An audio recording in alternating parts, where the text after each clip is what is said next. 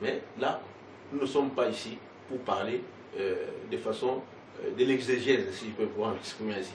Il dit, au verset 3, donc Michée chapitre 5, il se présentera et il gouvernera avec la force éternelle. Avant tout, il doit pouvoir se présenter. Et c'est comme ça que Mukumubila s'est présenté.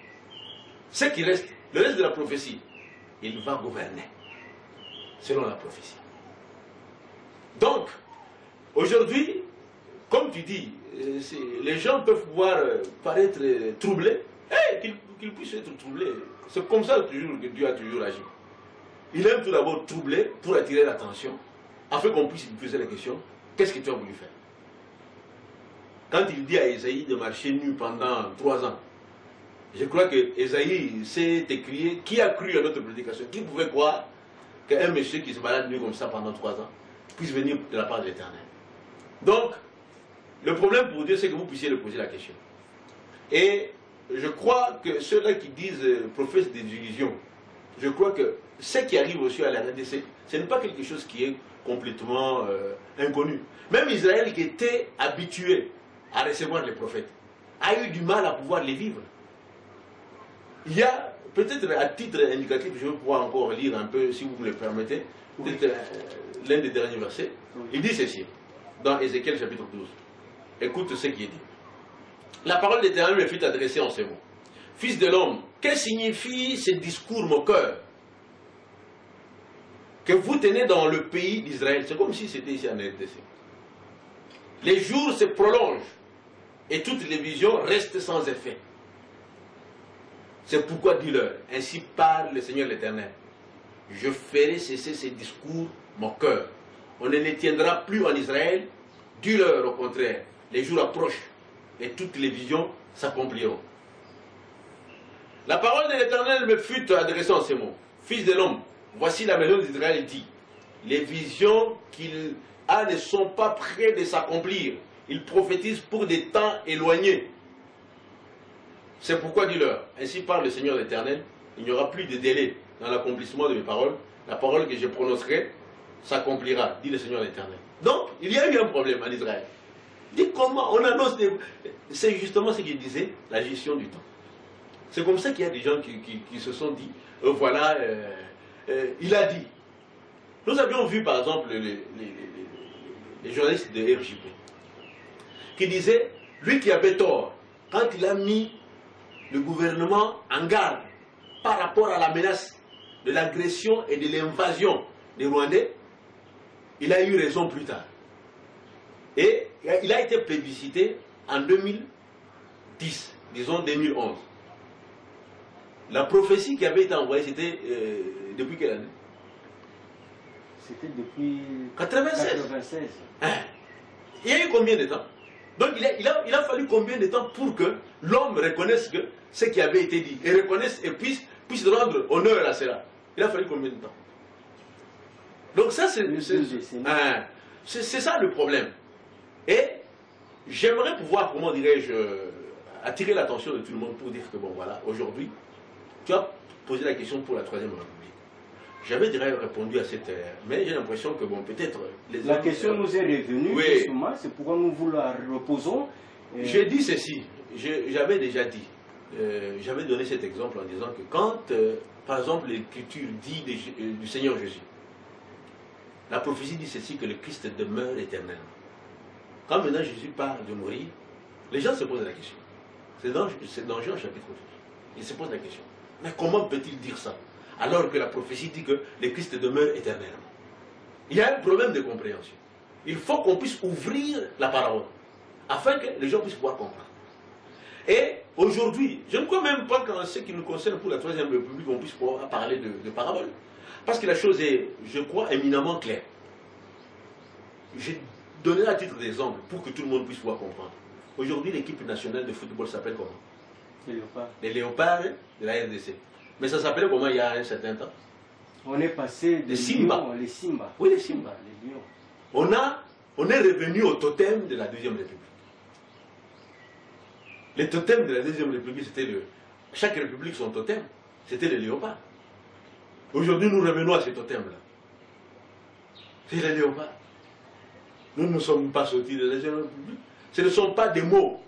Ce ne sont pas des humeurs qui vont faire d'une république qu'elle soit autre. Mais la difficulté qu'on a ici, comment on peut faire le décryptage d'une prophétie? Puisque finalement, nous ne comprenons pas les choses, le prophète est en train de les dire, mais pourquoi ces troubles alors? Comment on peut faire le décryptage d'une prophétie? Le décryptage d'une prophétie ne peut être fait que par le prophète lui-même. C'est le prophète qui sait. Parce que lui-même, en tant que tel, est une parabole. Parce qu'au travers lui, Dieu parle. Dans ce qu'il fait, dans ce qu'il dit. J'ai donné l'exemple ici d'Ésaïe qui a marché nu pendant 3 ans.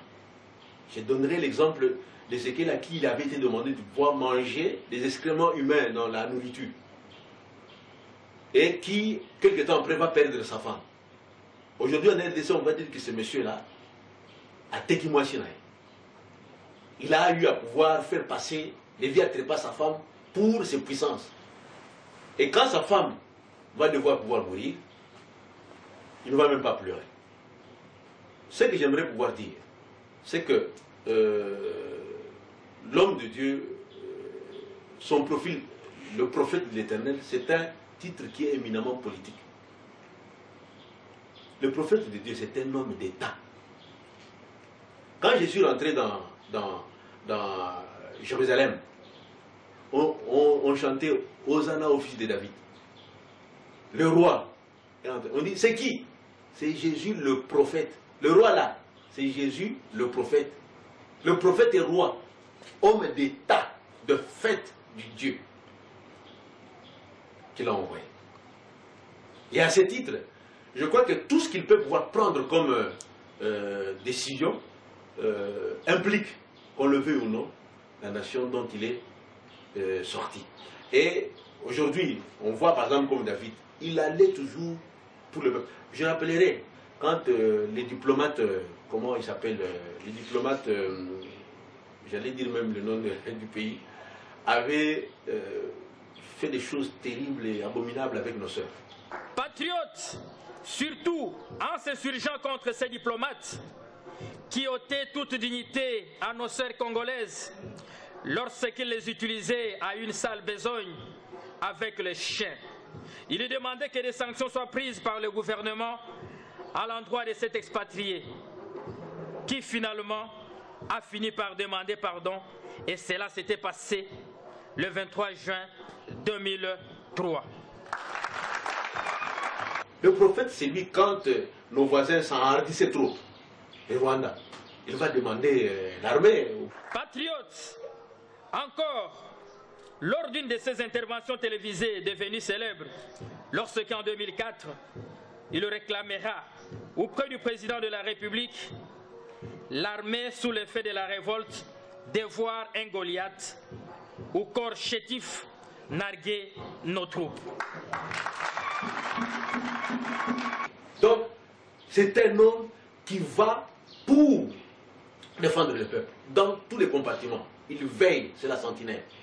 Et à ce titre, c'est quelque chose d'extraordinaire.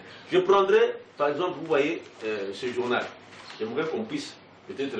on dit, le prophète Mukumubila dit, Dieu se mettra bientôt en action pour faire progresser les choses aux Zaïre. Ce forum, de quelle année? 25 juin 1996. On a traîné pour pouvoir voir les choses changer aux Zaïre. En mai 97, et Abdel était là.